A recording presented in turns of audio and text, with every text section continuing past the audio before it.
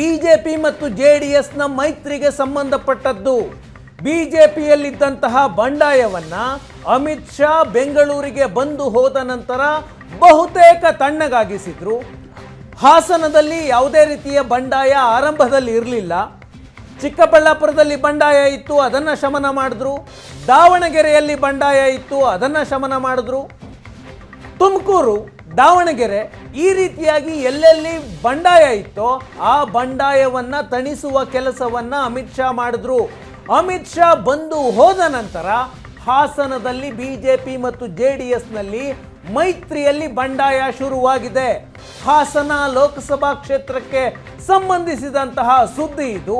BJP ಮತ್ತು ಜೆಡಿಎಸ್ನ ಮೈತ್ರಿಗೆ ಸಂಬಂಧಿಸಿದಂತಹ ಅತಿ ದೊಡ್ಡ ಸುದ್ದಿ. ಹಾಸನದಲ್ಲಿ ವರ್ಕ್ ಆಗಲ್ವಾ ಬಿಜೆಪಿ ಜೆಡಿಎಸ್ ಮೈತ್ರಿ? ಈ ಪ್ರಶ್ನೆ ಬರ್ತಾ ಇದೆ. ಕಾರಣ, ಬಿಜೆಪಿ ಮತ್ತು ಜೆಡಿಎಸ್ನ ಮೈತ್ರಿಯನ್ನು ಒಪ್ಕೊಳ್ಳೋದಕ್ಕೆ ಬಿಜೆಪಿಯ ಒಬ್ಬ ನಾಯಕ ಸಿದ್ಧ ಇಲ್ಲ. ಹಾಸನ ಲೋಕಸಭಾ ಕ್ಷೇತ್ರಕ್ಕೆ ಸಂಬಂಧಪಟ್ಟಂತಹ ಸುದ್ದಿ ಇದು. ಹಾಸನದಲ್ಲಿ ಮೈತ್ರಿ ಅಭ್ಯರ್ಥಿಯಾಗಿ ಪ್ರಜ್ವಲ್ ರೇವಣ್ಣ ಇದ್ದಾರೆ. ಅವರ ಪರವಾಗಿ ಪ್ರಚಾರ ಮಾಡೋದಕ್ಕೆ ಪ್ರೀತಂ ಗೌಡ ಒಪ್ಪುತ್ತಾ ಇಲ್ಲ. ಹಾಸನದಲ್ಲಿ ತಟಸ್ಥವಾಗಿ ಉಳಿಯೋದಕ್ಕೆ ಪ್ರೀತಂ ಗೌಡ ನಿರ್ಧಾರ ಮಾಡಿದ್ದಾರೆ. ಈ ಕ್ಷಣದ ಅತಿ ದೊಡ್ಡ ಸುದ್ದಿ ಇದು. ಹಾಸನದಲ್ಲಿ ಪ್ರೀತಂ ಗೌಡ ತಟಸ್ಥವಾಗಿ ಉಳಿಯುವಂತಹ ನಿರ್ಧಾರ ಮಾಡಿದ್ದಾರೆ. ಪ್ರಜ್ವಲ್ ರೇವಣ್ಣ ಪರ ಪ್ರಚಾರ ಮಾಡಲ್ವಾ ಹಾಗಿದ್ರೆ ಪ್ರೀತಂ ಗೌಡ? ಬಹುತೇಕ ಎಲ್ಲ ಕಡೆ ಬಂಡಾಯ ತಣ್ಣಗಾಗಿತ್ತು, ಈಗ ಹಾಸನದಲ್ಲಿ ಶುರುವಾಗಿದೆ. ಪ್ರೀತಂ ಗೌಡ ಮನವೊಲಿಸೋದಕ್ಕೆ ಬಿಜೆಪಿಯ ನಾಯಕರು ಹರಸಾಹಸವನ್ನ ಮಾಡ್ತಾ ಇದ್ದಾರೆ. ಆದ್ರೂ ಕೂಡ ಪ್ರೀತಂ ಗೌಡ ಬಗ್ತಾ ಇಲ್ಲ.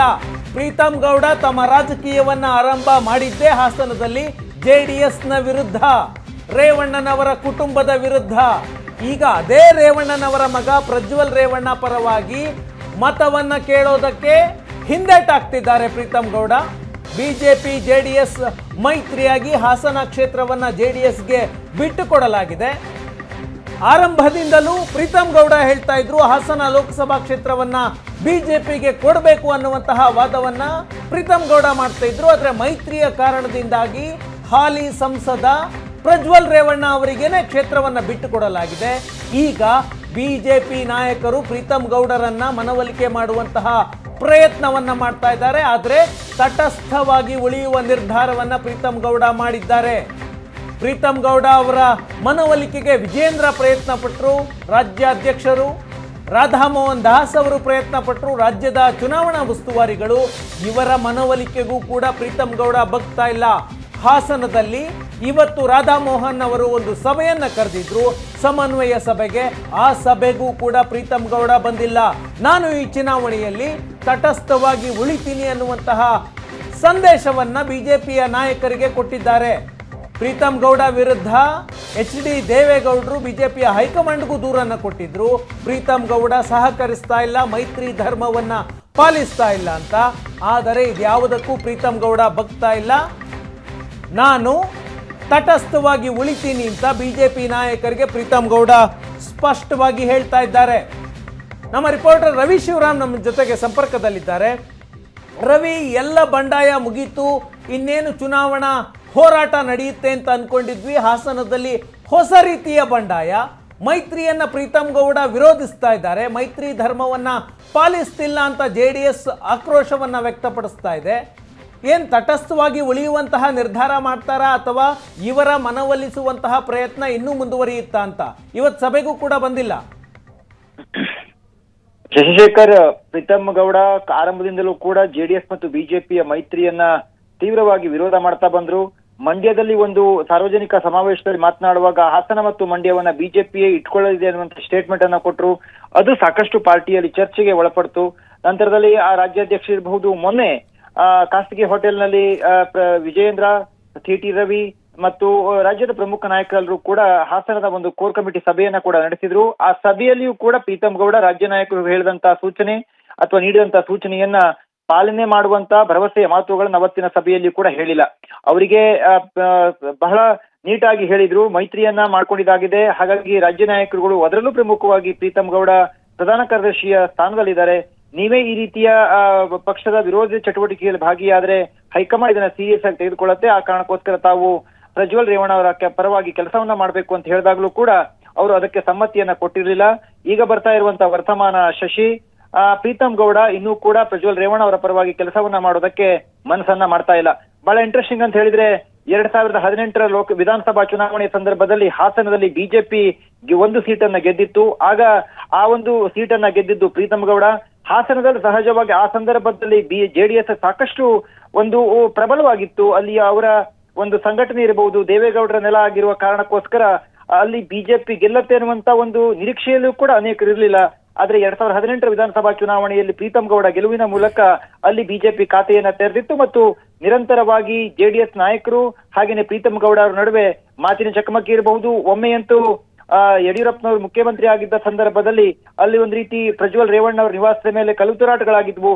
ಬಿಜೆಪಿಯ ರಾಜ್ಯ ನಾಯಕರೆಲ್ಲರೂ ಸೇರಿ ಹಾಸನಕ್ಕೆ ಹೋಗಿ ಅಲ್ಲಿ ಒಂದು ಪ್ರತಿಭಟನೆಯ ರೂಪದಲ್ಲಿ ಅದನ್ನ ಏನು ಪ್ರೀತಮ್ ಗೌಡರ ಪರವಾಗಿ ನಿಂತ್ಕೊಂಡಿದ್ರು. ಹೀಗಾಗಿ ಆ ಸಂದರ್ಭದಲ್ಲಿ ಪ್ರೀತಮ್ ಗೌಡ ಇರಬಹುದು ಮತ್ತು ರಾಜ್ಯ ನಾಯಕರುಗಳ ನಡುವಿನ ಒಂದು ಸಮನ್ವಯತೆ ಏನಿದೆ ಶಶಿ, ಈಗ ಅದು ಏರ್ಪಟ್ಟಂತೆ ಕಾಣ್ತಾ ಇಲ್ಲ. ಯಾಕಂದ್ರೆ ಅವತ್ತು ರವಿ ಪ್ರೀತಮ್ ಗೌಡ ಯಾವಾಗ್ಲೂ ನಮ್ಮ ಬಿಜೆಪಿಯ ರಾಜ್ಯಾಧ್ಯಕ್ಷರ ಜೊತೆ ಕಾಣಿಸ್ಕೊಳ್ತಾರೆ, ವಿಜಯೇಂದ್ರ ಜೊತೆ. ವಿಜಯೇಂದ್ರ ಅವರ ಕಾರಣದಿಂದಾಗಿನೇ ಪ್ರೀತಮ್ ಗೌಡ ರಾಜ್ಯ ಪ್ರಧಾನ ಕಾರ್ಯದರ್ಶಿಯೂ ಆಗಿದ್ದಾರೆ. ಇಷ್ಟು ಹತ್ತಿರದ ವ್ಯಕ್ತಿ ಪ್ರೀತಮ್ ಗೌಡ ವಿಜಯೇಂದ್ರ ಅವರಿಗೆ, ಅವರು ಯಾಕೆ ಮನವೊಲಿಕೆ ಸಾಧ್ಯ ಆಗ್ತಾ ಇಲ್ಲ ಅಂತ? ಅದು ಪ್ರೀತಮ್ ಗೌಡ ರಾಜಕೀಯದ ಅಸ್ತಿತ್ವದ ಪ್ರಶ್ನೆ. ಈ ಬಾರಿ ವಿಧಾನಸಭಾ ಚುನಾವಣೆಯಲ್ಲಿ ಪ್ರೀತಮ್ ಗೌಡ ಬಹಳ ಕಡಿಮೆ ಅಂತರದಲ್ಲಿ ಸೋಲನ್ನ ಕಂಡ್ರು. ಅವರಿಗಿರುವಂತ ಕೋಪ ಏನು ಅಂತ ಹೇಳಿದ್ರೆ, ಈ ಬಾರಿ ಜೆಡಿಎಸ್ ಮತ್ತು ತಾನು ನೇರ ಫೈಟ್ ಅನ್ನ ಮಾಡಿದ್ವಿ. ಈ ಸಂದರ್ಭದಲ್ಲಿ ನನಗೆ ಪೈಪೋಟಿ ಇರೋದೇ ಜೆಡಿಎಸ್ ಪಾರ್ಟಿ ಆಗಿದೆ. ಹೀಗಾಗಿ ನಾನು ಅವರ ಪರವಾಗಿ ಕೆಲಸ ಮಾಡಿದಾಗ ವಿಧಾನಸಭಾ ಚುನಾವಣೆಯ ಸಂದರ್ಭದಲ್ಲಿ ಏನ್ ಮಾಡ್ಬೇಕಾಗತ್ತೆ ಅನ್ನುವಂತ ಒಂದು ಆತಂಕ ಸಹಜವಾಗಿ ಅವರಿಗಿದೆ ಶಶಿ. ಯಾಕೆಂದ್ರೆ ಪ್ರೀತಮ್ ಗೌಡ ಹಾಸನದಲ್ಲಿ ಬಿಜೆಪಿಯನ್ನ ಒಂದು ಕಟ್ಟಿ ಬೆಳೆಸುವಲ್ಲಿ ನಿಶ್ಚಿತವಾಗಿಯೂ ಅವರ ಶ್ರಮ ಇದ್ದೇ ಇದೆ. ಈ ಸಂದರ್ಭದಲ್ಲಿ ಲೋಕಸಭಾ ಚುನಾವಣೆ ಮೈತ್ರಿ ಆಗಿದೆ ಎನ್ನುವ ಕಾರಣಕ್ಕೋಸ್ಕರ ತಾನು ಅವರಿಗೆ ಬೆನ್ನೆಲುಬಾಗಿ ನಿಂತ್ರೆ ಕಾರ್ಯಕರ್ತರು ಎಲ್ಲಾದ್ರೂ ಮನಸ್ಕೊಳ್ತಾರೆ. ತನ್ನ ಜೊತೆಗಿದ್ದಂತವರು ನಾಳೆ ಮತ್ತೆ ವಿಧಾನಸಭಾ ಚುನಾವಣೆ ಎದುರಾದಾಗ ಅವತ್ತು ಪ್ರಜ್ವಲ್ ರೇವಣ್ಣ ಅವರ ಪರವಾಗಿ ಮತವನ್ನ ಕೇಳಿದ್ರಿ, ನಾಳೆ ಮತ್ತೆ ನೀವು ಬಿಜೆಪಿಗೆ ಮತವನ್ನ ಕೇಳ್ತಾ ಇದ್ದಂತ ಸಂದರ್ಭದಲ್ಲಿ ಅದು ರಾಜಕೀಯವಾಗಿ ತನಗೆ ಹಿನ್ನಡೆ ಆಗಬಹುದು ಅನ್ನುವಂತ ಒಂದು ಯೋಚನೆ ಪ್ರೀತಮ್ ಗೌಡರಿಗೆ ಇದ್ದಂತೆ ಕಾಣ್ತಾ ಇದೆ. ಇದರಲ್ಲಿ ಬೇರೆ ಯಾವುದೇ ವಿಚಾರಗಳು ಕಂಡು ಬರುವುದಿಲ್ಲ. ತಾವ್ ಹೇಳ್ತಾ ಇದ್ರಿ ವಿಜಯೇಂದ್ರ ಅವರಿಗೆ ಸಾಕಷ್ಟು ಆಪ್ತರಾಗಿದ್ದಾರೆ ಎನ್ನುವಂಥದ್ದು.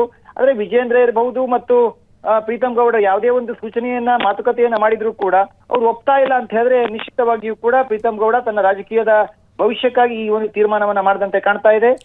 Thank you so much. ಹಾಸನದಿಂದ ಮತ್ತೊಂದು ಸುದ್ದಿ ಬರ್ತಾ ಇದೆ. ಹಾಸನದಲ್ಲಿ ಮೈತ್ರಿ ಗೊಂದಲ ಮುಗೀತಾ ಇಲ್ಲ.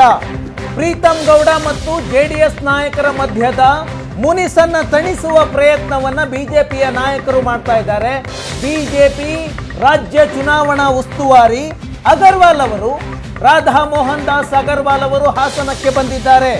ಬಿಜೆಪಿ ಮತ್ತು ಜೆಡಿಎಸ್ನ ಮಧ್ಯೆ ಮೈತ್ರಿ ಸಮನ್ವಯಕ್ಕಾಗಿ ಉಸ್ತುವಾರಿ ರಾಧಾ ಮೋಹನ್ ಅಗರ್ವಾಲ್ ಇವತ್ತು ಸಭೆಯನ್ನ ಮಾಡ್ತಾ ಇದ್ದಾರೆ. ಈ ಸಭೆಗೂ ಕೂಡ ಪ್ರೀತಮ್ ಗೌಡ ಬಂದಿಲ್ಲ. ಜೆಡಿಎಸ್ನ ನಾಯಕರು ಈ ಸಭೆಗೆ ಬಂದಿದ್ದಾರೆ, ಬಿಜೆಪಿಯ ಶಾಸಕರುಗಳು ಬಂದಿದ್ದಾರೆ. ಆದರೆ ಪ್ರೀತಮ್ ಗೌಡ ಈ ಸಭೆಗೆ ಬಂದಿಲ್ಲ. ಬಿಜೆಪಿ ಜಿಲ್ಲಾಧ್ಯಕ್ಷ ಸಿದ್ದೇಶ್ ನಾಗೇಂದ್ರ ಬಂದಿದ್ದಾರೆ, ಉಪಸಭಾಪತಿ ಪ್ರಾಣೇಶ್ ಬಂದಿದ್ದಾರೆ, ಪ್ರಜ್ವಲ್ ರೇವಣ್ಣ ಇದ್ದಾರೆ ಈ ಸಭೆಯಲ್ಲಿ, ಬಿಜೆಪಿ ಶಾಸಕರು ಇದ್ದಾರೆ, ಸಿಮೆಂಟ್ ಮಂಜು ಕೂಡ ಇದ್ದಾರೆ. ಪ್ರೀತಮ್ ಗೌಡ ಅವರನ್ನ ಮನವೊಲಿಸುವಂತಹ ಪ್ರಯತ್ನ ಈವರೆಗೂ ವಿಫಲವಾಗಿದೆ. ಇವತ್ತಿನ ಸಮನ್ವಯ ಸಭೆಗಾದ್ರೂ ಪ್ರೀತಮ್ ಗೌಡರು ಬರಬೇಕಾಗಿತ್ತು. ಈ ಸಭೆಗೂ ಕೂಡ ಪ್ರೀತಮ್ ಗೌಡ ಬಂದಿಲ್ಲ.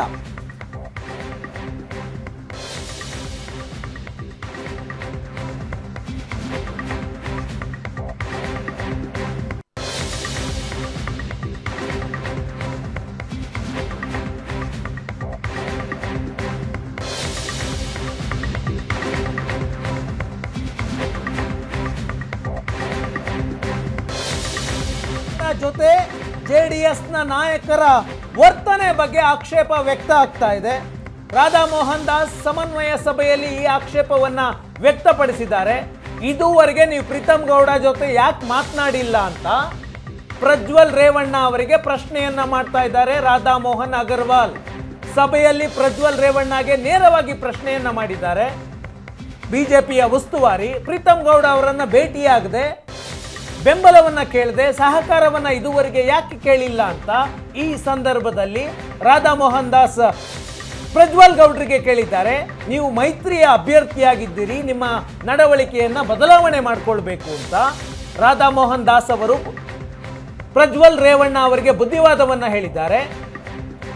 ಪ್ರೀತಮ್ ಗೌಡ್ರನ್ನ ನಾವು ಯಾವುದೇ ಕಾರಣಕ್ಕೂ ಬಿಟ್ಕೊಡೋದಿಲ್ಲ ಅಂತ ಪ್ರಜ್ವಲ್ ರೇವಣ್ಣ ಅವರಿಗೆ ಈ ಸಂದರ್ಭದಲ್ಲಿ ಹೇಳಿದ್ದಾರೆ. ನಮ್ಮ ಹಾಸನ ರಿಪೋರ್ಟರ್ ಇವಾಗ ಸಂಪರ್ಕದಲ್ಲಿದ್ದಾರೆ.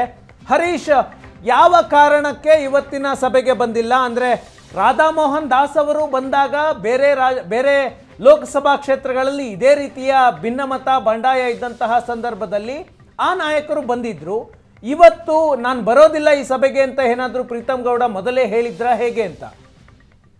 ಶಶಿ, ಈ ಸಭೆಗೆ ಬರೋದಿಲ್ಲ ಅಂತ ಮೊದಲೇ ಪ್ರೀತಮ್ ಗೌಡ್ರು ಹೇಳಿದ್ದಾರೆ. ರಾಧಾಮೋಹನ್ ಅಗರ್ವಾಲ್ ಅವರು ರಾಜ್ಯ ಚುನಾವಣಾ ಉಸ್ತುವಾರಿ, ಇವರು ಸಮನ್ವಯ ಸಭೆಯನ್ನ ಹಾಸನದ ಖಾಸಗಿ ಹೋಟೆಲ್ನಲ್ಲಿ ಏರ್ಪಾಡು ಮಾಡಿದ್ರು. ಆ ಸಭೆಗೆ ಪ್ರೀತಮ್ ಗೌಡ್ರು ನಾನು ಬರೋದಕ್ಕಾಗಲ್ಲ, ಮೈಸೂರಿನಲ್ಲಿ ಇದ್ದೇನೆ ಅನ್ನುವಂತಹ ವಿಷಯವನ್ನ ತಿಳಿಸಿದ್ದಾರೆ.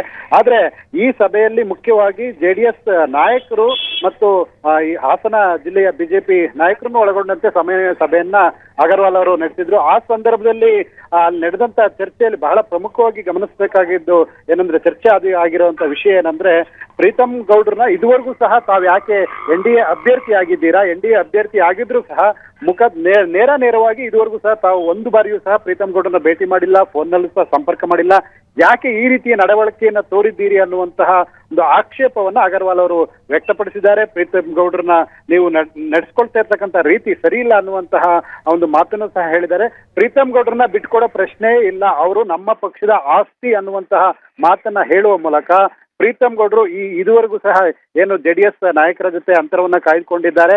ಅಂತರ ಕಾಯ್ದುಕೊಂಡಿರೋದಕ್ಕೆ ಕೊಟ್ಟಂತಹ ಮತ್ತೊಂದು ಸುದ್ದಿ, ಹಾಸನದಲ್ಲಿ ಬಿಜೆಪಿ JDS ಬಂಡಾಯ ಶಮನಕ್ಕೆ ದೊಡ್ಡ ಮಟ್ಟದ ಕಸರತ್ತು ನಡೀತಾ ಇದೆ. ಪ್ರಜ್ವಲ್ ರೇವಣ್ಣ ಮತ್ತು ಪ್ರೀತಮ್ ಗೌಡರನ್ನ ಮುಖಾಮುಖಿ ಮಾಡಿಸೋದಕ್ಕೆ ಬಿಜೆಪಿ ಮತ್ತು JDSನ ನಾಯಕರು ಸಿದ್ಧತೆಯನ್ನ ಮಾಡಿಕೊಳ್ತಾ ಇದ್ದಾರೆ. ಪ್ರೀತಮ್ ಗೌಡ ಮತ್ತು ಪ್ರಜ್ವಲ್ ರೇವಣ್ಣ ಮುಖಾಮುಖಿಗೆ ವೇದಿಕೆ ಸಜ್ಜಾಗಿದೆ. ನಾಳೆ ಮೈಸೂರಿನಲ್ಲಿ ಪ್ರೀತಮ್ ಗೌಡ ಮತ್ತು ಪ್ರಜ್ವಲ್ ರೇವಣ್ಣ ಮುಖಾಮುಖಿಯಾಗಲಿದ್ದಾರೆ. ಬಿಜೆಪಿ ಉಸ್ತುವಾರಿ ರಾಧಾ ಮೋಹನ್ ಅಗರ್ವಾಲ್ ನೇತೃತ್ವದಲ್ಲಿ ಈ ಭೇಟಿ ಆಗುತ್ತೆ. ಇಬ್ಬರೂ ನಾಯಕರ ಭೇಟಿಗೆ ಪ್ರೀತಮ್ ಗೌಡ ಮತ್ತು ಪ್ರಜ್ವಲ್ ರೇವಣ್ಣ ಇಬ್ಬರನ್ನೂ ಮುಖಾಮುಖಿ ಭೇಟಿ ಮಾಡಿಸೋದಕ್ಕೆ ಬಿಜೆಪಿಯ ಉಸ್ತುವಾರಿ ರಾಧಾ ಮೋಹನ್ ಅಗರ್ವಾಲ್ ನಿರ್ಧಾರವನ್ನ ಮಾಡಿದ್ದಾರೆ. ಪ್ರೀತಮ್ ಗೌಡ್ರನ ಭೇಟಿಗೆ ನಾನು ರೆಡಿ ಇದ್ದೀನಿ ಅಂತ ಪ್ರಜ್ವಲ್ ರೇವಣ್ಣ ಈ ಸಂದರ್ಭದಲ್ಲಿ ರಾಧಾ ಮೋಹನ್ ಅಗರ್ವಾಲ್ಗೆ ಹೇಳಿದ್ದಾರೆ. ನಾನು ರೆಡಿ ಇದ್ದೀನಿ, ಪ್ರೀತಮ್ ಗೌಡ್ರನ್ನ ಭೇಟಿ ಆಗ್ತೀನಿ ಅಂತ. ರಾಧಾ ಮೋಹನ್ ಅಗರ್ವಾಲ್ ಕೇಳಿದ್ರು, ನೀವು ಮೈತ್ರಿ ಅಭ್ಯರ್ಥಿಯಾಗಿದ್ದೀರಾ, ನೀವು ಸಹಕಾರವನ್ನ ಕೇಳಬೇಕಾಗಿತ್ತು ಪ್ರೀತಮ್ ಗೌಡ್ರಿಂದ, ಒಮ್ಮೆಯೂ ಯಾಕೆ ಪ್ರೀತಮ್ ಗೌಡ ಅವರನ್ನ ಭೇಟಿಯಾಗಿಲ್ಲ? ಈ ರೀತಿಯಾಗಿ ನಡೆದ್ರೆ ಮೈತ್ರಿ ವರ್ಕೌಟ್ ಆಗೋದಿಲ್ಲ, ನಡವಳಿಕೆಯನ್ನ ಬದಲಾಯಿಸ್ಕೊಳ್ಳಿ ಅಂತ ಹೇಳಿದ್ರು. ಇದಾದ ನಂತರ ಪ್ರಜ್ವಲ್ ರೇವಣ್ಣ ಹೇಳಿದ್ದಾರೆ, ನಾನು ಭೇಟಿಯಾಗೋಕೆ ರೆಡಿ ಇದ್ದೀನಿ ಪ್ರೀತಮ್ ಗೌಡ್ರನ್ನ ಅಂತ. ಹರೀಶ್ ನಮ್ಮ ಜೊತೆ ಸಂಪರ್ಕದಲ್ಲಿದ್ದಾರೆ. ಹರೀಶ್, ಯಾವುದೇ ಲೋಕಸಭಾ ಕ್ಷೇತ್ರದಲ್ಲಿ ಒಬ್ಬ ಅಭ್ಯರ್ಥಿಗೆ ಟಿಕೆಟ್ ಸಿಕ್ಕಿದಾಗ ಬೇರೆಯವರು ಆಕಾಂಕ್ಷಿಗಳಿದ್ದವರನ್ನ ಟಿಕೆಟ್ ಸಿಕ್ಕಂತಹ ಅಭ್ಯರ್ಥಿಗಳು ಹೋಗಿ ಸಹಕಾರವನ್ನ ಕೇಳ್ತಾರೆ. ಉದಾಹರಣೆಗೆ HD ಕುಮಾರಸ್ವಾಮಿ ಸುಮಲತಾ ಅವರ ಮನೆಗೆ ಹೋಗಿ ಸಹಕಾರವನ್ನ ಕೇಳಿದ್ರು. ಯಾಕೆ ಪ್ರಜ್ವಲ್ ರೇವಣ್ಣ ಅವರಿಂದ ಈ ರೀತಿಯಾದಂತಹ ಒಂದು ಪ್ರಯತ್ನ ಆಗಲಿಲ್ಲ? ಪ್ರೀತಮ್ ಗೌಡ್ರನ್ನ ಯಾಕೆ ಭೇಟಿಯಾಗಿ ಬೆಂಬಲಿಸಿ ನಮ್ಮನ್ನ ಅಂತ ಕೇಳಲಿಲ್ಲ ಹರೀಶ್? ಶಶಿ, ಇಲ್ಲಿ ಪ್ರತಿಷ್ಠೆ ಒಂದ್ ಕಡೆ ಅಡ್ಡ ಬಂತು ಅಂತಾನೆ ಅನ್ಸುತ್ತೆ. ಯಾಕೆಂದ್ರೆ ಪ್ರೀತಮ್ ಗೌಡ್ರನ್ನ ನೇರವಾಗಿ ಭೇಟಿ ಮಾಡುವ ಕೆಲಸವನ್ನ JDS ನಾಯಕರು ಇದುವರೆಗೂ ಮಾಡಿಲ್ಲ. ಅದರ ಹೊರತಾಗಿ ಮುಂದುವರೆದ ಭಾಗವಾಗಿ ಪ್ರೀತಮ್ ಗೌಡ್ರಿಗೆ ಪರ್ಯಾಯ ನಾಯಕರು ಯಾರಿದ್ದಾರೆ ಅವರನ್ನ ಭೇಟಿ ಮಾಡುವ ಕೆಲಸವನ್ನ JDS ನಾಯಕರು ಮಾಡಿದ ಮತ್ತಷ್ಟು ಅಂತರ ಹೆಚ್ಚಾಗ್ಲಿಕ್ಕೆ ಕಾರಣವಾಗಿದ್ದು ಈ ಅಂಶ. RSS ಮುಖಂಡರನ್ನ ಭೇಟಿ ಮಾಡಿ JDS ನಾಯಕರಾದ ಪ್ರಜ್ವಲ್ ರೇವಣ್ಣ, HD ರೇವಣ್ಣ ಎಲ್ಲರೂ ಸಹ ಮಾತಾಡಿಸ್ತಾರೆ. ಆದ್ರೆ ಪ್ರೀತಮ್ ಗೌಡ್ರನ್ನ ಒಮ್ಮೆಯೂ ಸಹ ನೇರವಾಗಿ ಭೇಟಿನೂ ಮಾಡೋದಿಲ್ಲ ಮತ್ತು ಫೋನ್ನಲ್ಲೂ ಸಹ ಸಂಪರ್ಕ ಮಾಡೋದಿಲ್ಲ. ಹೀಗಾಗಿ ಮತ್ತಷ್ಟು ಅಂತರವನ್ನ ಹೆಚ್ಚಿತ್ತು. ಈಗ ಪ್ರಜ್ವಲ್ ರೇವಣ್ಣ ಮತ್ತು ಪ್ರೀತಮ್ ಗೌಡ್ರನ್ನ ನೇರವಾಗಿ ಮಾತನಾಡಿಸುವ ಮತ್ತು ಈಗ ಏನು ಮುನಿಸು ಇದೆ, ಈ ಮುನಿಸು ಶಮನವನ್ನ ಮಾಡುವಂತಹ ಪ್ರಯತ್ನಕ್ಕೆ ರಾಜ್ಯ ಚುನಾವಣಾ ಉಸ್ತುವಾರಿಯಾದಂತ ರಾಧಮೋಹನ್ ದಾಸ್ ಅಗರ್ವಾಲ್ ಅವರು ಈಗ ಪ್ರಯತ್ನವನ್ನ ಮಾಡಿದ್ದಾರೆ. ನಾಳೆ ಮೈಸೂರಿನಲ್ಲಿ ಮುಹೂರ್ತ ಫಿಕ್ಸ್ ಮಾಡಿದ್ದಾರೆ. ಪ್ರೀತಮ್ ಗೌಡ ಮತ್ತು ಪ್ರಜ್ವಲ್ ರೇವಣ್ಣ ಅವ್ರನ್ನ ನೇರ ಮುಖಾಮುಖಿಯಾಗಿ ಮಾತನಾಡಿಸಿ ಅಲ್ಲಿರ್ತಕ್ಕಂಥ ಏನ್ ಡಿಫ್ರೆನ್ಸಸ್ ಇದೆ, ಯಾಕೆ ಇಲ್ಲಿ ಪ್ರತಿಷ್ಠೆ ಅಡ್ಡ ಬರ್ತದೆ, ಎಲ್ಲ ವಿಚಾರಗಳನ್ನು ಸಹ ನೇರವಾಗಿ ಚರ್ಚೆಯನ್ನ ಹರೀಶ್, ಮಾಡ್ತಿದ್ದಾರೆ. ಮೈಸೂರೇ ಯಾಕೆ? ಮೈಸೂರಿನಲ್ಲಿ ಏನಾದ್ರೂ ಕಾರ್ಯಕ್ರಮ ಇದೆಯಾ ಏನು ಅಂತ? ಸದ್ಯ ಚುನಾವಣಾ ಉಸ್ತುವಾರಿ ಮೈಸೂರು ಚುನಾವಣಾ ಉಸ್ತುವಾರಿಯನ್ನು ಪ್ರೀತಂ ಗೌಡ್ರು ವಹಿಸ್ಕೊಂಡಿದ್ದಾರೆ. ಅವರಿಲ್ಲಿ ನಾನು ಚುನಾವಣಾ ನಿಮಿತ್ತ ಇಲ್ಲಿ ಮೈಸೂರಿನಲ್ಲೇ ಇದ್ದೇನೆ ಅನ್ನುವಂತ ಮಾತನ್ನ ಹೇಳಿದ್ದಾರೆ. ಹಾಗಾದ್ರೆ ಮೈಸೂರಿನಲ್ಲೇ ನಿಮ್ಮಿಬ್ಬರನ್ನ ಭೇಟಿ ಮಾಡಿಸಿ ಮಾತುಕತೆಯನ್ನ ಮಾಡಿಸ್ತೇನೆ, ಮಾಡೋಣ ಅನ್ನುವಂತಹ ನಿರ್ಧಾರಕ್ಕೆ ರಾಜ್ಯ ಚುನಾವಣಾ ಉಸ್ತುವಾರಿಯಾಗಿರುವಂತಹ ಅಗರ್ವಾಲ್ ಬಂದಿದ್ದಾರೆ. ಹೀಗಾಗಿ ಪ್ರಜ್ವಲ್ ರೇವಣ್ಣ ಅವರಿಗೂ ಸಹ ನಾಳೆ ಮೈಸೂರಿಗೆ ಬರೋದಕ್ಕೆ ಸೂಚನೆಯನ್ನ ನೀಡಿದ್ದಾರೆ. ನೀವು ಇವತ್ತೇ ಹೇಳಿದ್ರೆ ನಾನು ಇವತ್ತೇ ಬರ್ಲಿಕ್ಕೂ ರೆಡಿ ಇದ್ದೇನೆ, ಸಿದ್ಧ ಇದ್ದೇನೆ ಅನ್ನುವಂತಹ ಮಾತನ್ನ ಪ್ರಜ್ವಲ್ ರೇವಣ್ಣ ಹೇಳಿದ್ದಾರೆ ಅನ್ನುವಂಥದ್ದು ನಮಗೆ ತಿಳಿದಿರುವಂತಹ ಅಂಶ ಆಗಿದೆ. ಒಟ್ಟಾರೆಯಾಗಿ ಈ ಮುನಿಸನ್ನ ಶಮನ ಮಾಡಬೇಕು, ಜೊತೆಗೆ ಹಾಸನದಲ್ಲಿ ಇರುವಂತಹ ಅಂತರ ಏನಿದೆ ಪ್ರೀತಂ ಗೌಡ ಮತ್ತು ಜೆಡಿಎಸ್ ನಾಯಕರ ನಡುವೆ ಅದನ್ನ ಶಮನ ಮಾಡೋದಕ್ಕೆ ಎಲ್ಲ ಪ್ರಯತ್ನಗಳನ್ನ ಅಗರ್ವಾಲ್ ಅವರು ಮಾಡ್ತಾ ಇದ್ದಾರೆ. ಸುಮಾರು 3 ಸಭೆಗಳು, ಸಮನ್ವಯ ಸಭೆಗಳು ಆಗಿದ್ದು, ಆದ್ರೂ ಸಹ ಇದುವರೆಗೂ ಯಾವುದೇ ರೀತಿಯ ಪ್ರತಿಫಲವನ್ನ ಸಮನ್ವಯ ಸಭೆಗಳು ಕೊಟ್ಟಿರ್ಲಿಲ್ಲ. ಹೀಗಾಗಿ ಅದಕ್ಕೆ ಒಂದು ಇತ್ತೀಚೆಯನ್ನು ಹಾಡಬೇಕು ಅನ್ನುವ ಕಾರಣಕ್ಕಾಗಿ ಒಂದು ವೇದಿಕೆಯಲ್ಲಿ ಪ್ರೀತಂ ಗೌಡ ಮತ್ತು ಪ್ರಜ್ವಲ್ ರೇವಣ್ಣರ ಮುಖಾಮುಖಿ ಮಾಡಿಸುವಂತ ಒಂದು ಯತ್ನಕ್ಕೆ ಈಗ ಅಗರ್ವಾಲ್ ಅವರು ಮುಂದಾಗಿದ್ದಾರೆ. ಶಶಿ, ಹರೀಶ್, ಪ್ರೀತಂ ಗೌಡ ಹಾಸನ ಲೋಕಸಭಾ ಕ್ಷೇತ್ರವನ್ನ ಬಿಜೆಪಿಯಲ್ಲೇ ಉಳಿಸ್ಕೊಳ್ಬೇಕು ಅನ್ನುವಂತಹ ವಾದವನ್ನ ಮೊದಲಿಂದಲೂ ಮಾಡ್ತಾ ಇದ್ರು. ಬದಲಾದ ಪರಿಸ್ಥಿತಿಯಲ್ಲಿ ಹಾಲಿ ಸಂಸದರಿಗೆ ಟಿಕೆಟ್ ಕೊಡಬೇಕು ಅನ್ನುವ ನಿರ್ಧಾರವನ್ನ ಬಿಜೆಪಿ ಮೈತ್ರಿ ಮಾಡಿಕೊಂಡ ನಂತರ ಮಾಡಿಕೊಂಡಿದೆ. ಈಗ ಪ್ರೀತಂ ಗೌಡ ಅವರ ಆರ್ಗ್ಯುಮೆಂಟ್ ಏನು? ಯಾವ ಕಾರಣಕ್ಕೆ ನಾನು ಪ್ರಜ್ವಲ್ ರೇವಣ್ಣ ಅವರನ್ನ ಬೆಂಬಲಿಸೋದಿಲ್ಲ? ಏನ್ ಕಾರಣ ಕೊಡ್ತಾ ಇದ್ದಾರೆ ಬಿಜೆಪಿ ನಾಯಕರಿಗೆ ಅವರು?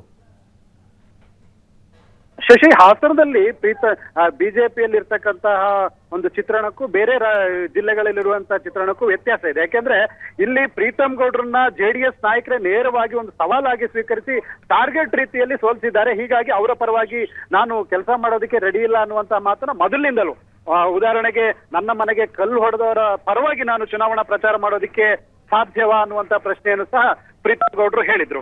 ಇದು ರಾಜ್ಯದಲ್ಲೇ ಬಿಜೆಪಿ ಮತ್ತು ಜೆಡಿಎಸ್ ಇರುವಂತಹ ಅಂತರಕ್ಕೂ ಪ್ರೀತಂ ಗೌಡ ಮತ್ತು ಜೆಡಿಎಸ್ ನಡುವೆ ಇರುವಂತಹ ಅಂತರಕ್ಕೂ ವ್ಯತ್ಯಾಸ ಇದೆ. ಹೀಗಾಗಿ ಒಂದು ಕಾರ್ಡ್ ಅನ್ನ ಅವರು ಪ್ಲೇ ಮಾಡಿದ್ರು, ಹಾಸನದಲ್ಲಿ ಶಕ್ತಿಶಾಲಿಯಾಗಿ ಬಿಜೆಪಿ ಇದೆ, ಹಾಸನವನ್ನ ಬಿಟ್ಕೊಡ್ಬೇಕು ಅಂತ. ಅದು ಪ್ರೀತಂ ಗೌಡ್ರಿಗೆ ಗೊತ್ತಿತ್ತು. ಸಿಟ್ಟಿಂಗ್ MP ಇರೋದ್ರಿಂದ ಸಹಜವಾಗಿಯೇ ಇದು ಹಾಸನ ಜೆಡಿಎಸ್ ಪಾಲಾಗುತ್ತೆ ಅನ್ನುವಂಥದ್ದು ಗೊತ್ತಿದ್ರು ಸಹ ಆ ರೀತಿ ಒಂದು ನಮ್ಗೆ ಬೇಕು ಅನ್ನುವಂಥ ಒತ್ತಾಯವನ್ನು ಮಾಡ್ತಾ ಇದ್ರು. ಆದ್ರೆ ಇಲ್ಲಿ ಪ್ರತಿಷ್ಠೆ ಇಬ್ಬರಿಗೂ ಸಹ ಅಡ್ಡ ಬರ್ತಾ ಇದೆ. ಪ್ರೀತಂ ಗೌಡ್ರು ಜೆಡಿಎಸ್ ನಾಯಕರನ್ನ ಭೇಟಿ ಮಾಡೋದಕ್ಕೆ ಅದ್ರ ಮಾತುಕತೆಗೆ ಸಿದ್ಧ ಇಲ್ಲ, ಅವ್ರ ಮನಸ್ಥಿತಿ ಇಲ್ಲ ಅನ್ನುವ ಕಾರಣಕ್ಕಾಗಿ ಜೆಡಿಎಸ್ ನಾಯಕರು ಸಹ ಅಂತರವನ್ನ ಕಾಯ್ದುಕೊಳ್ಳುವ ಕೆಲಸವನ್ನ ಮಾಡಿದ್ರು. ಪ್ರೀತಂ ಗೌಡ್ರ ಪರ್ಯಾಯ ನಾಯಕರನ್ನ ಹುಲ್ಲಳ್ಳಿ ಸುರೇಶ್ ಇರ್ಬೋದು, ಬೇರೆ ಬೇರೆ RSS ನಾಯಕರು ಇರ್ಬೋದು, ಇವರನ್ನ ಭೇಟಿ ಮಾಡುವಂತ ಕೆಲಸವನ್ನ, ಅವ್ರ ಜೊತೆ ಸಖ್ಯವನ್ನ ಬೆಳೆಸುವಂತ ಕೆಲಸವನ್ನ ಮಾಡಿದ್ರು. ಇದು ಒಂದಷ್ಟು ಪ್ರೀತಂ ಗೌಡ್ರನ್ನ ಹೆಚ್ಚು ಕೆರಳುವಂತೆ ಮಾಡ್ತು. ಅದು ಮುಂದುವರೆದ ಭಾಗವಾಗಿ 2 ಸಮನ್ವಯ 3 ಸಮನ್ವಯ ಸಭೆಗಳು ಆದ್ರೂ ಸಹ ಇನ್ನೂ ಸಹ ಪ್ರೀತಂ ಗೌಡ್ರು ಮತ್ತು ಜೆಡಿಎಸ್ ನಾಯಕರ ನಡುವೆ ಒಮ್ಮತದ ಅಭಿಪ್ರಾಯಕ್ಕೆ ಬರಲು ಸಾಧ್ಯ ಆಗಿಲ್ಲ. ಇನ್ನೂ ಸಹ ಅಂತರ ಹಾಗೇ ಇದೆ. ಈ ಕಾರಣಕ್ಕಾಗಿ ಈ ಅಂತರವನ್ನ ಕಡಿಮೆ ಮಾಡುವ ಕಾರಣಕ್ಕಾಗಿ ಇಬ್ಬರನ್ನ ಮುಖಾಮುಖಿಯಾಗಿಸುವ ಕೆಲಸವನ್ನ ಅಗರ್ವಾಲ್ ಅವರು ಮಾಡೋದಕ್ಕೆ ಮುಂದಾಗಿದ್ದಾರೆ. Shashi, thank you Harish. ಪ್ರೀತಂ ಗೌಡ ಹಾಸನದಲ್ಲಿ ಜೆಡಿಎಸ್ನ ವಿರುದ್ಧ, ರೇವಣ್ಣನವರ ಕುಟುಂಬದ ವಿರುದ್ಧ ರಾಜಕಾರಣ ಮಾಡಿ 2018ರಲ್ಲಿ ಗೆದ್ದು ಶಾಸಕರಾದವರು, ಹಾಸನದ ಮೊದಲ ಬಿಜೆಪಿಯ ಶಾಸಕ. ಇದಾದ ನಂತರ 2023ರ ಚುನಾವಣೆಯಲ್ಲಿ ಎಲ್ಲರೂ ಸೇರ್ಕೊಂಡು ತನ್ನನ್ನು ಸೋಲಿಸಿದ್ರು ಅನ್ನುವಂತಹ ಸಿಟ್ಟು ಪ್ರೀತಂ ಗೌಡ್ರ ಆಗಿದೆ.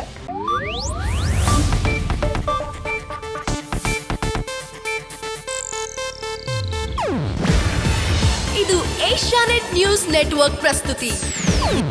ನೀವು ನೋಡ್ತಿದ್ದೀರಾ ಏಷ್ಯಾನೆಟ್ ಸುವರ್ಣ ನ್ಯೂಸ್.